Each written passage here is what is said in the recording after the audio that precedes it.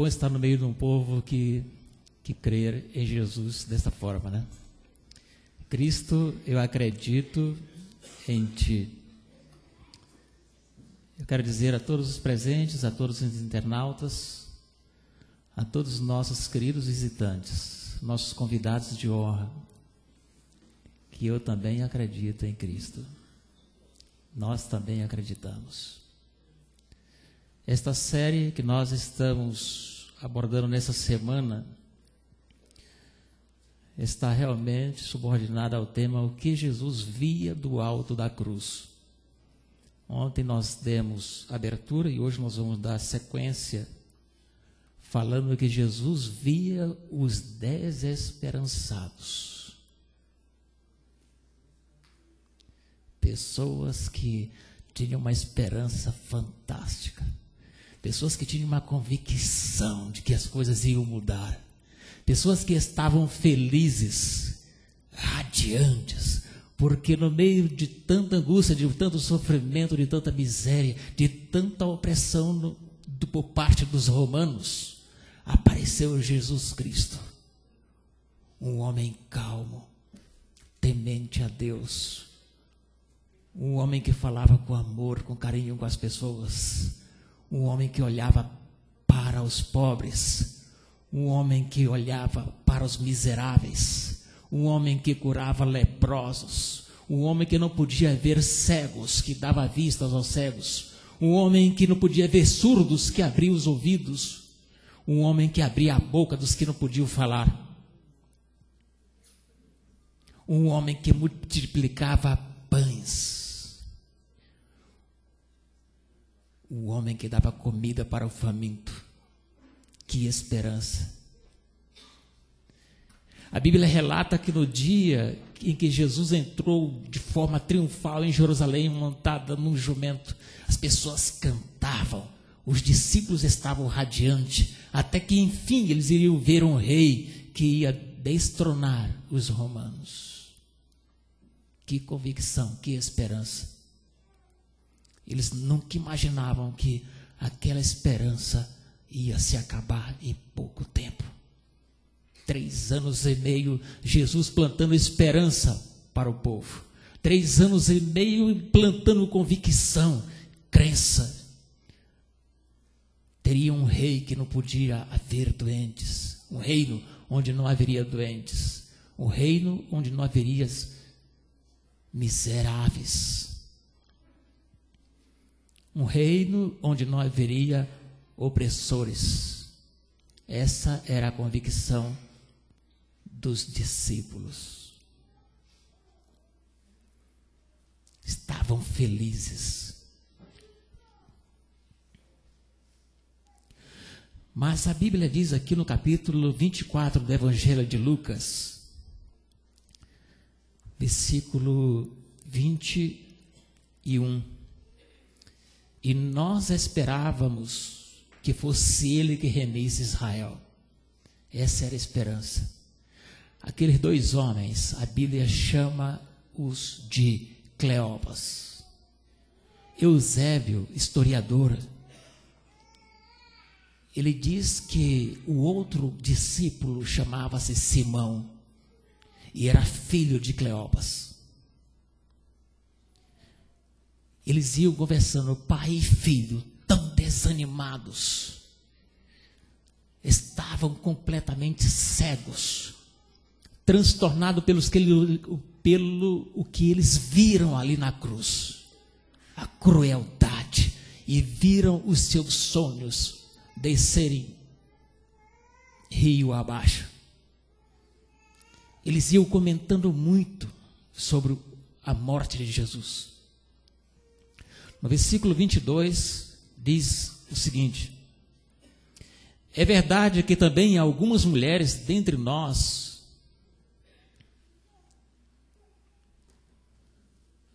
nos maravilharam, as quais de madrugada foram ao sepulcro. E não achando o seu corpo, voltaram dizendo que também tinham visto uma visão de anjos, que dizem que ele vive. E alguns dos que estavam conosco foram ao sepulcro e acharam ser como as mulheres, assim como as mulheres haviam dito, porém não o viram. E ele lhes disse, honestos e tardos de coração para crer em tudo que os profetas disseram, porventura não convinha que o Cristo padecesse a estas coisas e entrasse na sua glória, e começando por Moisés e todos os profetas, explicava-lhes o que deles se achava em toda a Escritura. Irmãos, eu quero falar um pouco sobre esses homens. E sobre a decepção, sobre o sofrimento daqueles apóstolos, daquelas pessoas. Ontem nós falamos um pouco, o que eu quero dizer para os irmãos é o seguinte, pelo fato de estar sendo realizada a festa da Páscoa, muita gente foram para a festa, e quando depararam com aquele ato, aquela sentença de morte, aquela condenação, as pessoas também fluíram para assistir. A festa mudou o roteiro. Agora era a morte daqueles condenados. Agora muitas pessoas afluíram para ali com o objetivo de levar os seus filhos, os seus enfermos, os seus amigos, os seus parentes. Pessoas queriam ter um contato pessoal com Jesus. E queriam receber as bênçãos. E viram como ele foi crucificado. Jesus contemplou os desesperançados. Jesus contemplou de uma tal forma que assim que ele ressuscitou, ele foi ter com aqueles dois. Segundo Eusébio, aqueles dois pertenciam àquelas 70 pessoas, os 70 discípulos que haviam abandonado Jesus. Eles criam em Jesus, eles tinham uma experiência e eles voltaram para seguir a Jesus. Jesus foi ter com eles, dando-nos a entender de que eram as pessoas que estavam mais tristes. E a Bíblia diz isso. A Bíblia diz isso, que eles estavam tristes. Agora vejam só o que está escrito: desejaram de todas as nações, página 714. Da multidão que acompanhava Jesus, o Salvador, ao Calvário, muitos o haviam seguido com jubilosas hosanas e agitando palmas, enquanto marchavam triunfalmente para Jerusalém. Mas não pouco dos que então lhes entoaram louvores, porque era popular assim fazer, avolumavam agora o clamor: crucifica-o, crucifica-o. Quando Jesus cavalgava o jumento em direção a Jerusalém, as esperanças dos discípulos subiram ao mais alto grau. Tinham-se-lhe aglomerado em torno, sentindo ser elevada a honra estar ligado a ele. Agora, em sua humilhação, seguiram-no à distância. Estavam possuídos de pesar e curvados ante o malogro de suas esperanças. Toda a esperança haviam perdido.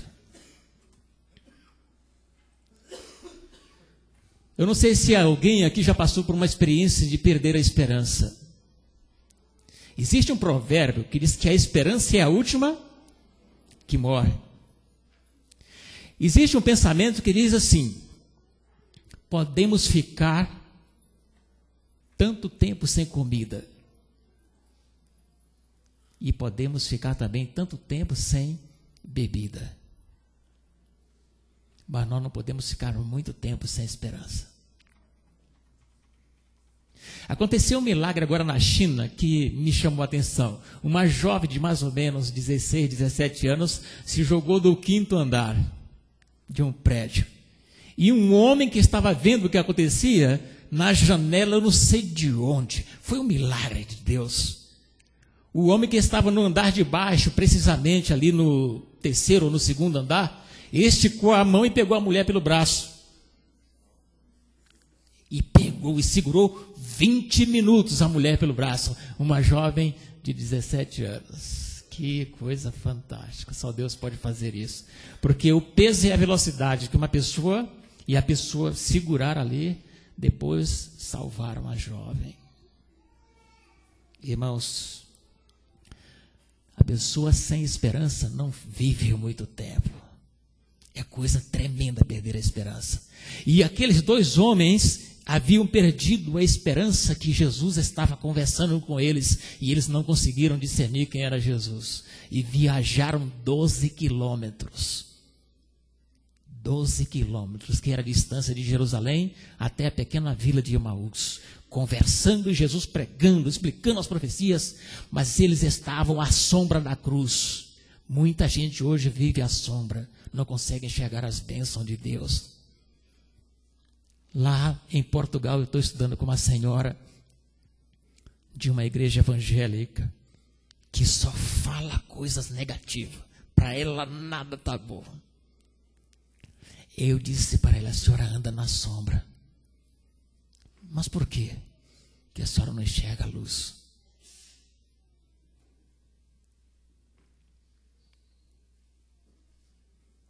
Tem muita gente que só vê coisas ruins, só comenta coisa negativa, não vê as bênçãos.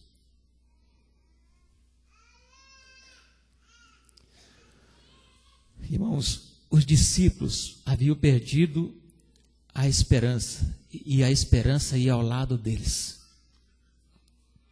porque a esperança é Jesus.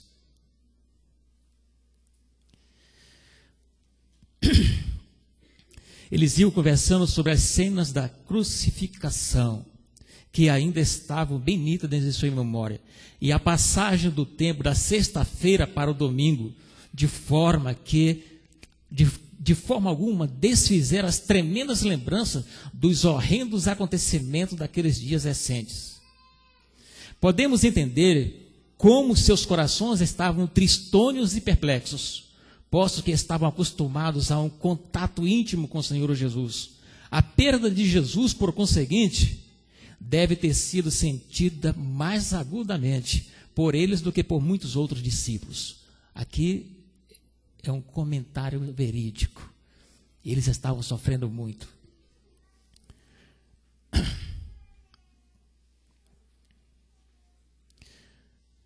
Um homem saía do trabalho todos os dias, à meia-noite. Ele entrava às 16 horas e saía à meia-noite para casa. E ele ia a pé. Uma noite estava um luar maravilhoso. E ele resolveu fazer uma rota diferente. E passava por dentro do cemitério. E ele gostou porque economizava para ele 800 metros para chegar em casa. E ele se acostumou a passar pelo cemitério, nunca aconteceu nenhum incidente. Mas uma noite aconteceu. Ele passou pelo cemitério e durante o dia haviam feito uma cova. E a cova era bem funda. E ele caiu. E ele, desesperado, começou a tentar sair da cova, mas não conseguia, não tinha nada com que se segurar. Lutou, mas não conseguia. De repente, ele resolveu relaxar. Sentou-se no canto da cova e disse: vou esperar amanhecer o dia para alguém me ajudar. E já estava ali, completamente relaxado, e começou a dormir. E de repente, cai um bêbado Cai um bêbado. E aquele bêbado desesperado agora tentava sair da cova também. E ele ali no escuro, esticou a mão e pegou na perna do bêbado e disse: amigo, você não vai sair daqui.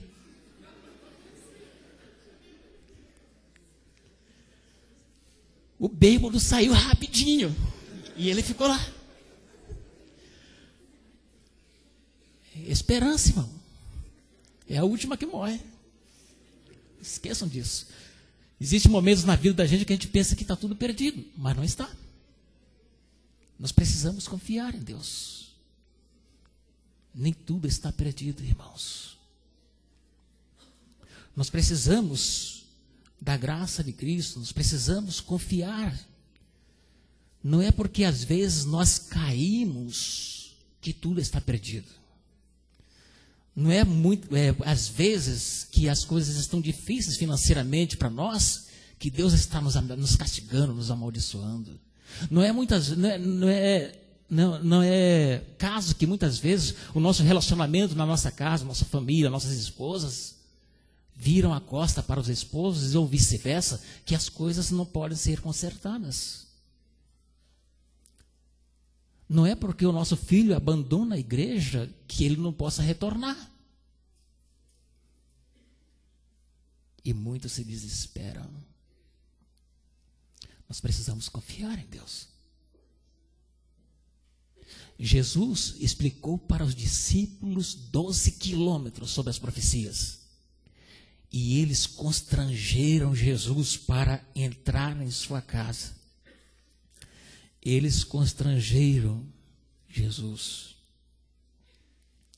Queridos, nós precisamos entender essa palavra, constranger Jesus. Quando Jesus orou pelos alimentos, os olhos deles se abriram. Ao fecharem os olhos para orar, os olhos do entendimento se abriram.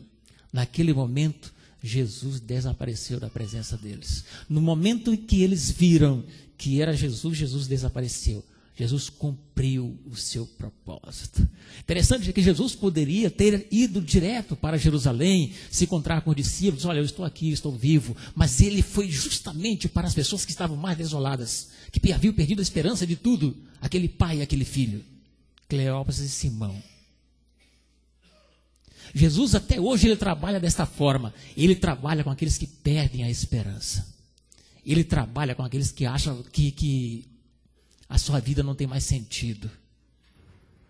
Ele vai atrás daquelas pessoas que acham que tudo está perdido, que não tem mais solução.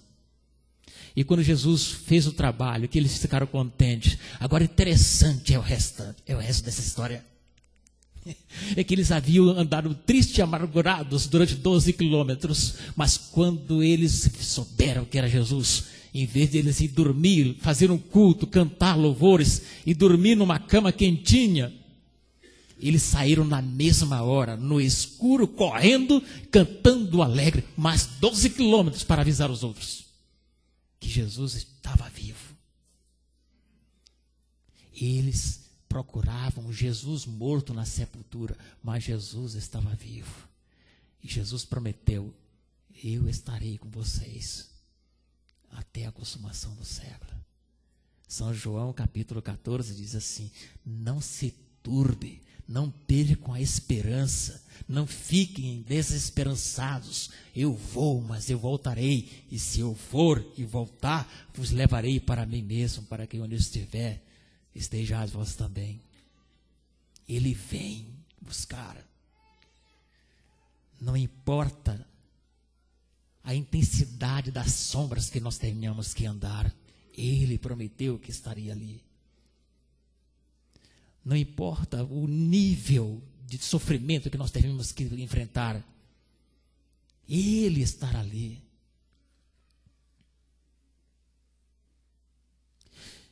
Recentemente eu li algo interessante. Um homem estava com uma doença degenerativa e ele precisava de uma quantia de dinheiro muito grande para fazer uma cirurgia para restabelecer a sua saúde. E ele fez uma campanha através do Facebook, da rede social. É isso mesmo, né? Redes sociais. E conseguiu uma arrecadação de 60 mil reais. Faltava apenas 20 mil reais para ele ter a soma para fazer a cirurgia. Mas quando ele viu os 60 mil reais, ele soube que uma criança precisava de 200 mil para fazer a mesma cirurgia. E ele, sem conhecer o pai da criança, sem conhecer a história dela, transferiu o dinheiro para a conta do menino. E disse se ele precisa mais, se ele é uma criança. Irmãos, nós precisamos confiar em Deus. Daqui para frente nós precisamos confiar como nunca antes. No grande conflito tem um texto que diz que o tempo de angústia será mais penoso para uns do que para outros. Porque nessas pequenas provas que nós enfrentamos, nós exercitamos a fé. Será mais fácil enfrentar até o tempo de angústia. Mas quando nós murmuramos, quando nós descremos, quando nós desanimamos, quando vier o tempo de angústia, nós seremos obrigados a exercer uma fé que nós nunca exercitamos. Então, para esses, o tempo de angústia será mais penoso. Hoje nós precisamos exercer a fé e a confiança. Jesus, ele prometeu que viria nos buscar. Ele prometeu que no meio da diversidade, no meio dos problemas, ele estaria para nos ajudar. No livro do profeta Isaías, ele disse com aquilo que eu falei ontem: quando passares pelo fogo, ele não te queimarás. E ele provou isso quando os 3 hebreus lá na corte babilônica passaram pela fornalha ardente. Jesus entrou com eles.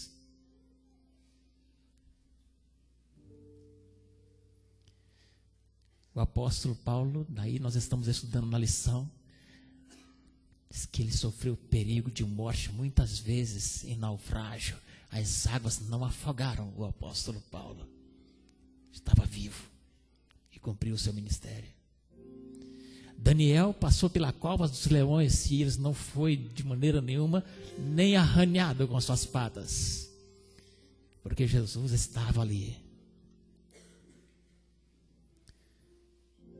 Ele ressuscitou filhos de viúvas, porque ele estava ali. E ele prometeu estar conosco nos momentos de dificuldade. Não há motivo para desesperança. A nossa esperança é Jesus, irmãos. Vamos confiar, vamos trabalhar. Não vamos desanimar. Não compensa desistir agora. Está tão próximo dele vir nos buscar. Muito próximo. Que nesta igreja, que todos os nossos amigos internautas que ouviram a mensagem, que estão ouvindo a mensagem desta noite, se você estiver passando por qualquer problema, por qualquer dificuldade, por qualquer angústia, e você acha que não tem mais solução, lembre-se que Jesus é a esperança.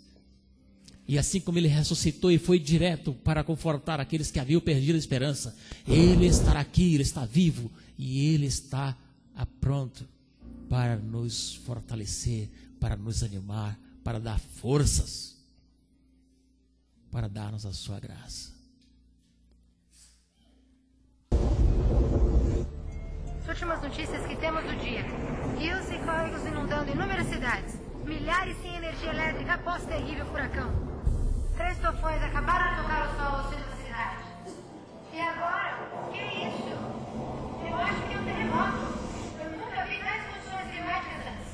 Busquem abrigo imediatamente.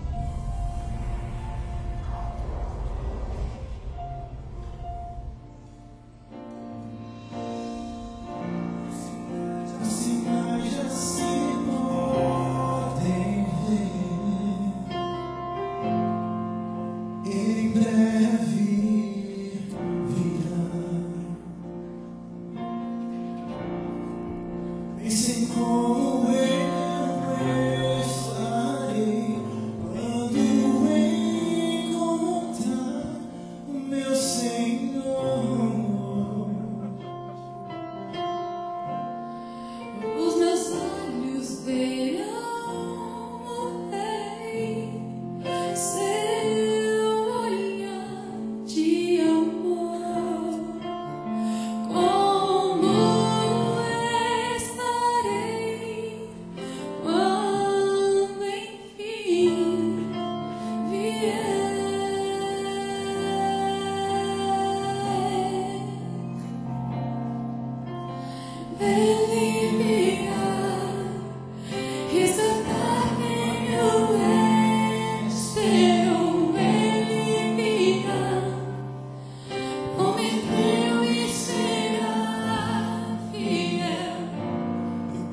esperar, meu Senhor.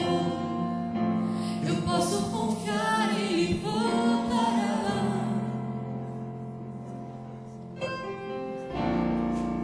Quantas vezes você ouviu sobre um Deus de grande amor, que entregou sua vida aqui? Você pode entender o porquê. Pra te dar liberdade, enfim, pra salvar teu viver. Como estará quando enfim vier o fim? Ele virá resgatar quem o esperou. Ele virá, prometeu e será fiel. Eu posso esperar, meu Senhor. Eu posso confiar, Ele voltará.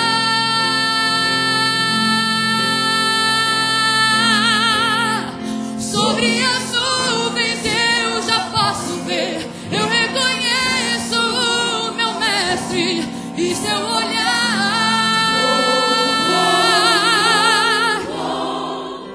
Todo meu medo já passou. Quanta saudade eu senti. Agora sei que estou liberto. Estou liberto. Sei que virá. Ele virá. Resgatar quem o esperou. Ele virá. Prometeu e será fiel. Eu posso esperar, meu Senhor. Eu posso confiar, Ele voltará.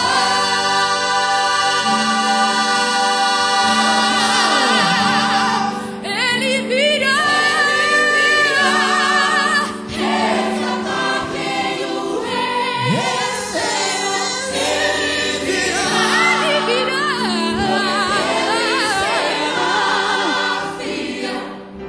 Eu posso esperar, meu Senhor. Eu posso confiar.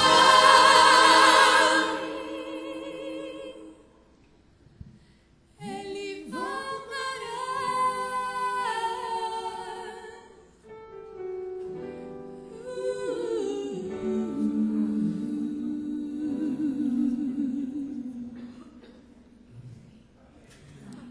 Aqui nesse ambiente de louvor e adoração, tem alguém que veio pela primeira vez aqui nesse templo, hoje à noite? Que coisa maravilhosa. Eu quero agradecer de todo o nosso coração a presença de vocês. E quero dizer também que Ele virá. E Ele está convidando vocês que vieram aqui para levá-los com Ele. Ele vem, gente. Ele vem, irmãos. Ele vem, queridos. Essas provinhas que nós passamos, estas angústias, esses sofrimentos, não se comparam com a alegria e a felicidade que vamos experimentar, vamos participar quando Jesus voltar. A eternidade inteira, sem falar de sofrimento, sem pensar em angústia, sem pensar em morte, sem pensar mal do próximo, sem falar mal do próximo, sem desejar mal para ninguém, só amor, só alegria. E isso sim nós precisamos pensar. O apóstolo Paulo tem razão. Pensai nas coisas que são de cima e não nas que são da terra. Ele vem, Ele prometeu. Quando Ele estava lá crucificado, Ele olhava para Cleopas, que estava ali também. Olhava para Simão. Sabia que eles moravam em Emaús. E viu o coraçãozinho deles completamente desiludido. E Jesus pensou que no terceiro dia, o primeiro trabalho seria com eles. Um dia eu quero abraçar esses 2 discípulos. E eles vão me contar pessoalmente a experiência daquela viagem.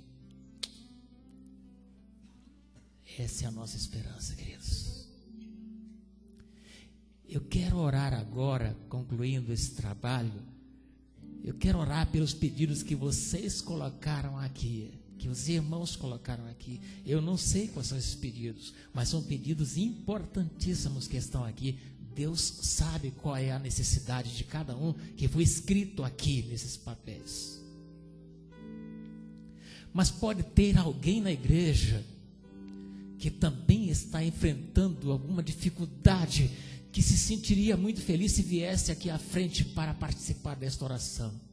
E se você está com essa dificuldade, levante-se agora e venha aqui para mim orar com você.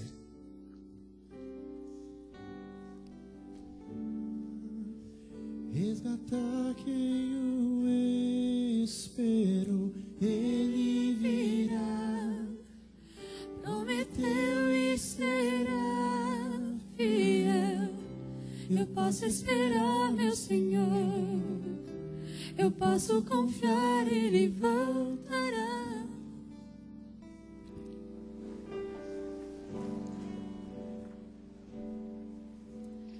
Ele virá resgatar quem o esperou. Ele virá. Prometeu e será fiel. Eu posso esperar, meu Senhor. Eu posso confiar, Ele voltará. Jesus está contemplando cada rosto que veio aqui à frente. Jesus está contemplando cada feição da criança, do jovem, do adulto, da mãe angustiada que está aqui, e talvez de algum coração que está hoje, que passou algum problema hoje, que está enfrentando algum problema, que acha que está difícil. Quem pode me ajudar? Eu quero dizer que Ele está contemplando isso. E assim como Ele se dispôs a descer da cruz e abraçar aqueles discípulos, entrar na casa deles, abençoar o pão que eles iriam comer naquela noite, que eu não acredito que eles não comeram de tanta alegria, mas o pão foi abençoado. Ele vai nos abençoar nesse momento. Amém? Então, aqueles que puderem se ajoelhar, eu vou me ajoelhar aqui na frente. Aqueles que não puderem, podem ficar em pé. Eu quero interceder agora ao Senhor.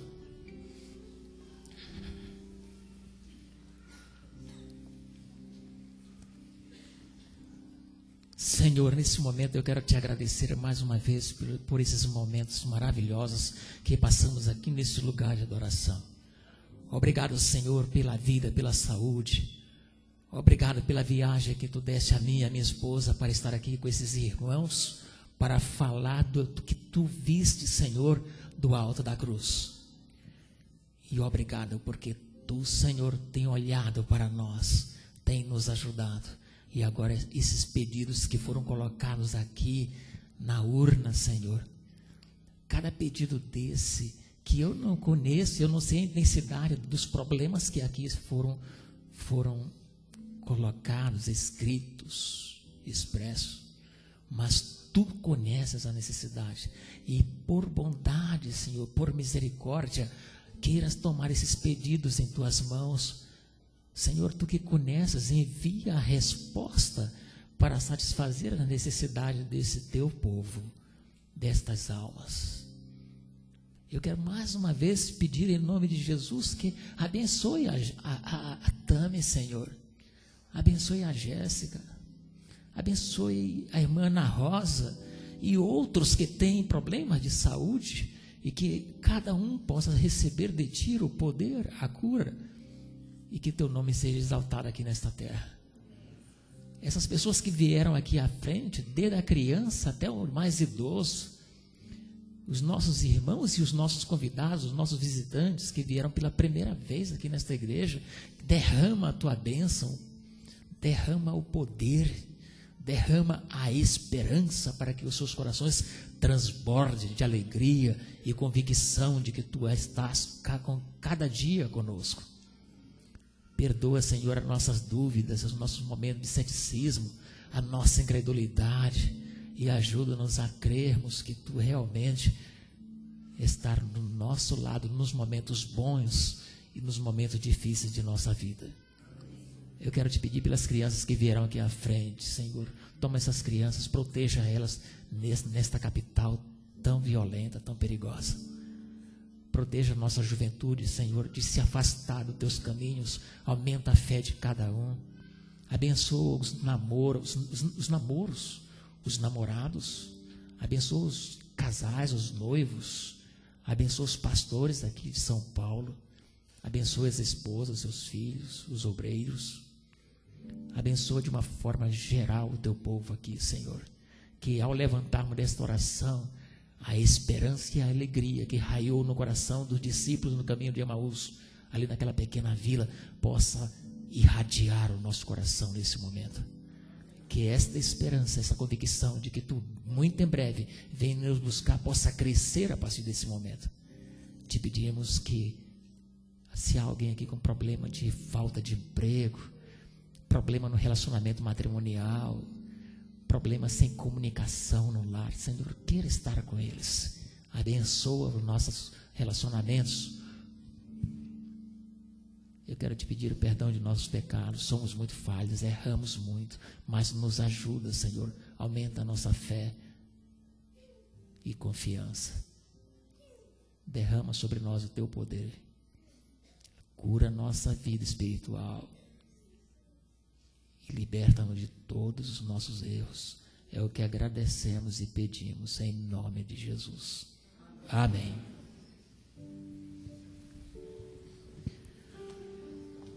Obrigado, queridos. Ocupe os lugares.